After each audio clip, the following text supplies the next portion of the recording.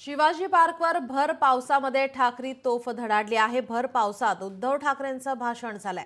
छत्र्या घेऊन हजारो शिवसैनिकांनी हजेरी लावलेली पाहायला मिळाली। पाऊस असूनही शिवाजी पार्क हाऊसफुल होता। बिन डोक्याच्या रावणाचं दहन, भाजपावरती निशाणा साधण्यात आलाय।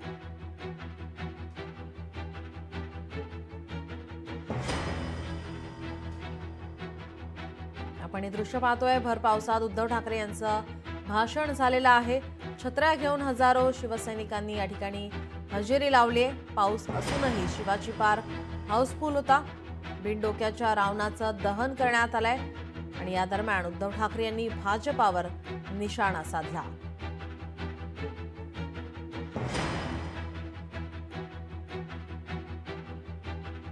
देशाचे पंतप्रधान नरेंद्र मोदी साहेब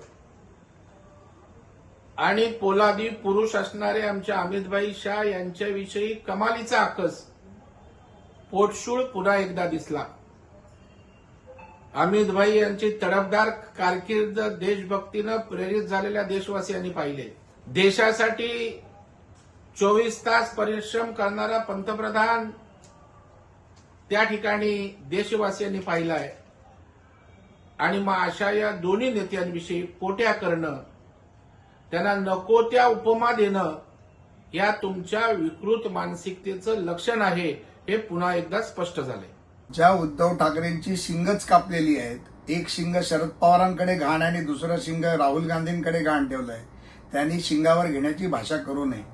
ज्यांनी गद्दारी केली, ज्यांनी ब्लॉम्बास्ट केलेल्या आरोपीच्या कबरीवर जाऊन नतमस्तक झाले, त्यांच्या कबरी सजवल्या, त्यांनी हिंदुत्वाची भाषा आम्हाला करायला शिकवू नये।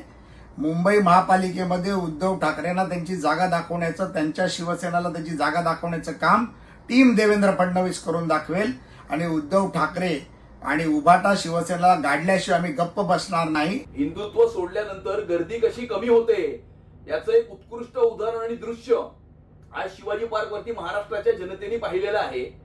आणि आपल्या वडिलांकडनं आपण हिंदुत्वाचे धडे घेतले नाहीत म्हणून तुमची ही अवस्था झालेली आहे। नाहीतर तुम्ही स्वतः मुख्यमंत्री असताना तुमच्या 54 पैकी 44 आमदार तुम्हाला सोडून गेले नसते। आणि कोविड मध्ये मुंबईकर मरत असताना तुम्ही बेस्ट सीएम कसे झालात, हे कसं मॅनेज करून घेतलं, याची थोडीशी माहिती आपण महाराष्ट्राच्या जनतेला दिली असती तर बरं झालं असतं। तुमचा भ्रष्टाचाराचा आणि आतंकवादाचा आणि मतांच्या लांगुल चालनाच्या रावणाचं दहन होणार म्हणजे होणार। लोकशाही मराठी ऐका, पहा, जागरूक रहा।